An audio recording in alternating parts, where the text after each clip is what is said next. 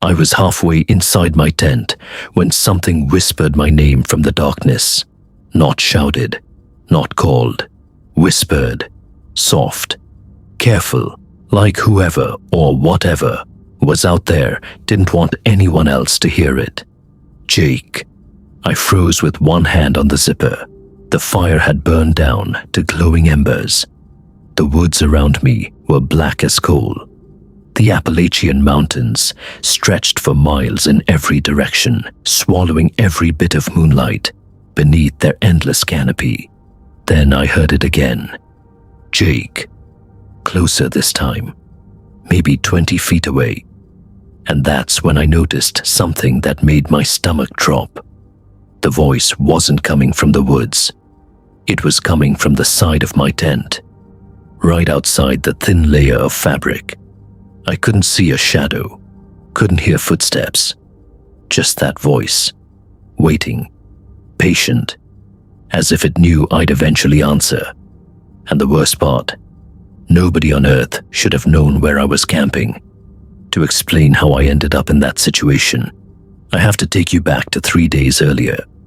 Now I've spent most of my adult life camping. Nothing extreme. I'm not one of those guys who climbs mountains with frozen beards and talks about embracing the wilderness. Nah, I just like getting away from people. After 30 years working construction, sometimes the best vacation is sitting next to a campfire where nobody asks you for anything. Back in October of 2021, I decided to take a solo trip into a remote section of Appalachia near the border of Kentucky and West Virginia. Beautiful country, dense forests, steep ridges, tiny forgotten towns, and according to locals, more ghost stories than you could count. Of course, I didn't believe any of that, at least not then. The drive took nearly 6 hours. Cell service disappeared long before I reached the trailhead. By late afternoon, I parked my truck beside an old gravel road and started hiking. The forest felt different almost immediately. Not scary, just old. That's the only way I can describe it. The trees were massive. Some looked centuries old. Everything seemed untouched, like the mountain had been watching people come and go for generations. About 3 miles in, I found the perfect spot. A small clearing near a creek, flat ground, plenty of firewood, no signs of other campers. Perfect. I set up camp, cooked dinner, and spent the evening listening to the water flowing over rocks. Honestly, it was peaceful. The kind of peaceful that city people spend thousands of dollars trying to find. As darkness settled in, I sat by the fire and stared into the woods. That's when I noticed the first strange thing. The forest had gone completely silent. No crickets, no frogs, no owls, nothing. Now, if you've spent enough time outdoors, you know that's unusual. Nature is noisy, even at night. But suddenly, everything had stopped. I remember joking to myself, great, either a bear's nearby, or I'm about to become the opening scene of a horror movie. I laughed. The woods didn't. Something about that silence felt wrong. Still, I eventually convinced myself I was imagining things and climbed into my tent. Around midnight, I woke up to the sound of footsteps. Crunch, crunch, crunch, slow and deliberate, circling the campsite. At first, I assumed it was a deer, maybe a raccoon, but these steps sounded heavier, much heavier. I grabbed my flashlight and listened. The footsteps stopped instantly. The silence returned. 5 minutes passed, nothing. Then, crunch, crunch, crunch, this time on the opposite side of camp, like something was moving around me. Watching, I unzipped the tent and shined my flashlight into the darkness. Nothing. No eyes. No animals. No movement. Just trees. Thousands of trees. Eventually, I convinced myself exhaustion was playing tricks on me. I managed a few hours of sleep before sunrise. The next morning, everything seemed normal again. Birds chirping, water running, sunlight filtering through the leaves. I actually laughed about the whole thing. Funny how daylight can make you feel stupid for being scared. After breakfast, I spent the day exploring nearby trails. Around noon, I found something odd. An old campsite, abandoned years ago, maybe decades. Rusted cans, collapsed fire ring, pieces of weathered tarp tangled in tree roots. But one thing caught my attention. A wooden sign nailed to a tree. The lettering was faded, but still readable. It said, "Don't follow the voices." That's it. No explanation, no context, just those 4 words. Now, if you're anything like me, you're probably thinking the same thing. Some local teenager made it as a joke. That's exactly what I thought. Still, I couldn't shake the feeling that someone had wanted people to see it, to remember it. That evening, I returned to camp. The silence started again just before sunset. Every sound in the forest simply disappeared, like somebody had pressed mute on the entire mountain. And then I noticed something else. A light, far away among the trees. At first I thought it was another camper, but the light wasn't moving normally. It drifted, gliding between trunks, sometimes disappearing, sometimes reappearing farther away. I watched it for nearly 20 minutes. Eventually it vanished completely. I told myself it was probably another hiker. Still, something about it bothered me. I went to bed earlier than usual, and that's when everything changed. Sometime after midnight, I woke up. The campfire was dead. The air felt colder, much colder. Then I heard my name. Jake. The voice sounded distant, maybe 50 yards away. I sat upright. My heart instantly started pounding. Nobody should have been out there. Nobody. Then it came again. Jake. Closer. The voice sounded familiar somehow, like someone I knew. Maybe a relative. Maybe an old friend. I couldn't place it. The strange thing was how badly I wanted to follow it. That sounds crazy. I know. But the voice felt comforting, inviting, like someone needed help. I actually started reaching for my boots. Then I remembered the sign. Don't follow the voices. A chill ran through my body. I stayed inside the tent. The voice continued for nearly 10 minutes, each time getting closer, each time sounding more familiar. Then suddenly it stopped. Complete silence. I thought it was over. I was wrong. A few minutes later, I heard breathing, right outside the tent. Slow, heavy, human. The sound moved around the campsite, circling me. I held my flashlight so tightly my hand cramped. Every instinct screamed at me to look outside. But another instinct screamed louder. Don't. The breathing continued for almost an hour. Then it disappeared. I didn't sleep again that night. The moment sunrise arrived, I packed my gear. I didn't care about finishing the trip anymore. I wanted out. Fast. The hike back felt longer than before. The woods seemed darker. Every snap of a branch made me jump.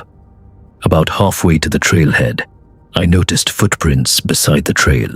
Bare footprints. Human. The problem was, it had dropped below 40 degrees overnight. Nobody would be walking barefoot out there. The tracks followed the trail for several hundred yards, then suddenly left it, straight into the forest. I kept moving, trying not to think about it. When I finally reached my truck, relief washed over me. I threw my gear in the bed and climbed inside. Then I saw something under the windshield wiper. A folded piece of paper. My stomach dropped. I unfolded it. Written in shaky handwriting were 6 words. You should have followed me. I stood there staring at it, trying to make sense of what I was reading. Nobody had been at the trailhead when I arrived. Nobody knew where I'd camped. Nobody should have been able to leave that note. I looked around the empty parking area. Nothing. No vehicles. No people. Just mountains. I drove away immediately. I never went back. For months, I tried convincing myself there was a logical explanation. Maybe another camper. Maybe a prank. Maybe someone had been watching me. Honestly, that possibility scars me even more. But here's the part I can't explain. About a year later, I was showing photos from the trip to a friend. Most were normal pictures of trees, creeks, and campsites.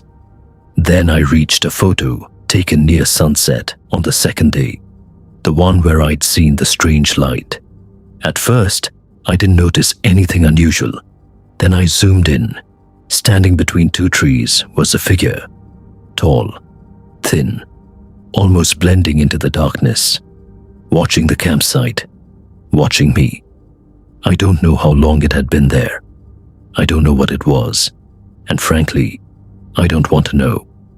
These days, I still go camping, just not alone, and definitely not in that part of Appalachia, because every now and then, usually around midnight when the house is quiet, I'll wake up suddenly, and for a split second, I'll remember that voice, the way it sounded familiar, the way it wanted me to follow.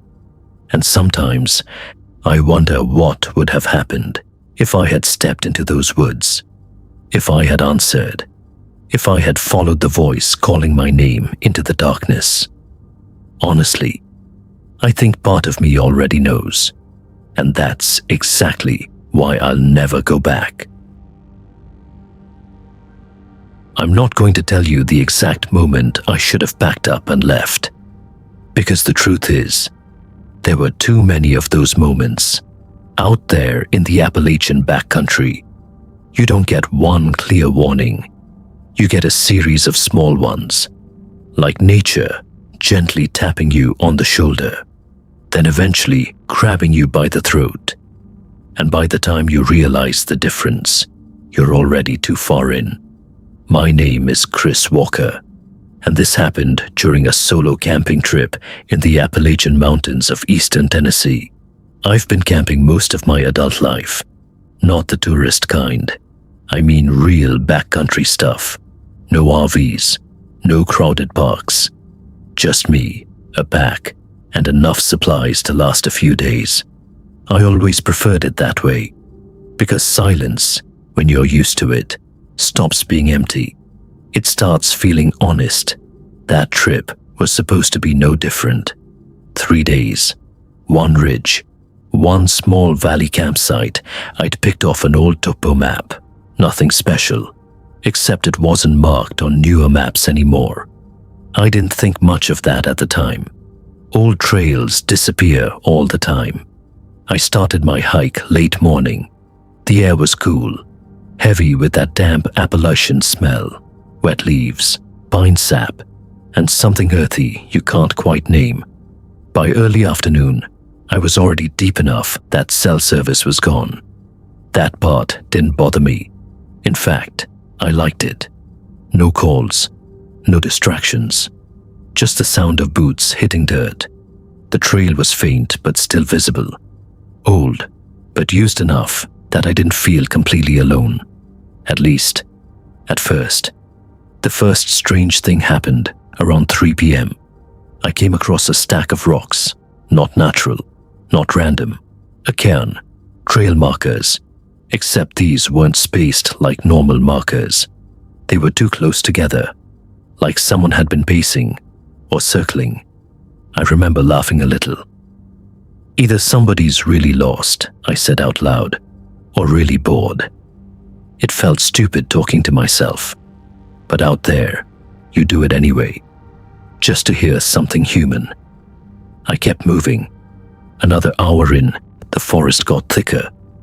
The trail became harder to follow, and then I noticed something that made me stop.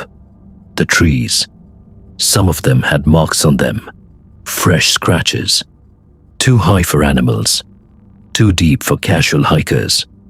and always facing the same direction, toward the trail, not away from it. That's when the first real discomfort set in. You know that feeling when your brain quietly says, "Hey, something's off here," but you ignore it because everything still looks normal. I checked my map, still on track, still heading toward the campsite, so I continued. Bad decision number 1. By late afternoon, I reached the clearing. It was smaller than I expected, maybe 20 feet across, a shallow slope leading down toward a creek. Perfect for camping. Too perfect, honestly, but I didn't question it. I set up my tent, filtered water, and made dinner. The sun dipped behind the ridge faster than I liked. That's one thing about Appalachia. Sunsets don't fade, they vanish. One moment it's light, the next it's dark enough that the forest feels like it's pressing in. I built a small fire anyway. Old habit. Fire makes everything feel less unknown. For a while, everything was fine. Just crackling wood, occasional wind, the creek moving in the distance like a low whisper. Then I heard something else, a voice, far off. Maybe it was faint enough that I almost convinced myself it was wind passing through branches. But it wasn't random sound. It had rhythm, like someone calling out words in intervals, not shouting, not talking, calling. I stood up slowly, listened. Nothing. Then again, same direction, downhill, toward the creek. I told myself it was another camper. That would have made sense, except I hadn't seen another trail marker in hours. Still, I called out, "Hello." Silence. Then the voice answered, not with words, with my name, or something close to it. Cries, drawn out, slow, like it was testing the shape of the word. I froze. That part matters, because fear doesn't always hit like panic. Sometimes it just tightens, like a hand slowly closing around your thoughts. I grabbed my flashlight and aimed it toward the trees. Nothing. No movement, no sound, just darkness between trunks. I convinced myself it was another hiker messing around. A joke, a bad one. I sat back down by the fire, tried to ignore it. That's when the second thing happened. The fire went quiet. Not out, just quieter. Like even the crackling had decided to stop. Then I heard footsteps. Not rushing, not heavy, just slow walking, circling the edge of the clearing. I turned the flashlight. Nothing. Turned again. Nothing. But the footsteps didn't stop. They kept going. Around me, in a full loop, like something was walking the perimeter of my campsite and making sure I knew it. I didn't sleep that night. I stayed by the fire until it turned to glowing ash. Every few minutes, I'd hear it. Step, pause, step, pause. Always just outside the light, never inside it. At some point, I started doing something stupid. I started talking back, not full sentences, just noise. Yeah, okay, I hear you. I don't know why. Maybe to prove I wasn't afraid. Maybe because I was. Around 2 a.m., the footsteps stopped. Completely. And that silence was worse, because now there was no pattern, no warning, just stillness. I sat there listening to the forest, waiting for something to continue. That's when I heard breathing. Close. Too close. Not behind me. Not far. Inside the clearing, like something was standing just beyond the firelight, watching me breathe. I didn't move, didn't speak. Then, from the darkness, came a sound I still can't explain properly. A cough. Human. Wet. Like someone trying to clear their throat after being silent too long. I swung the flashlight immediately, and for half a second, I saw it. A shape. Tall. Too still. Not walking away. Not approaching. Just standing where the light barely reached. Then it stepped back into darkness. slowly, like it knew exactly how much I could see. I didn't wait for morning after that. I packed everything in near total panic, tried to keep my hands steady, failed. The whole time, I kept feeling like I was being watched from multiple directions, not one, more, like the forest had split its attention. I left before sunrise, hiked fast, almost running, but here's the part I didn't expect. The trail wasn't the same. The path I came in on was gone, completely. In its place was fresh undergrowth, like it hadn't been used in years. I checked my map. Nothing matched. I was still moving forward, but forward didn't lead anywhere familiar anymore. And that's when I realized something I wish I hadn't. The clearing I camped in wasn't on any modern map either. I had stepped into a place the forest was still actively hiding. I made it out eventually. I always do. But I never told anyone the full story.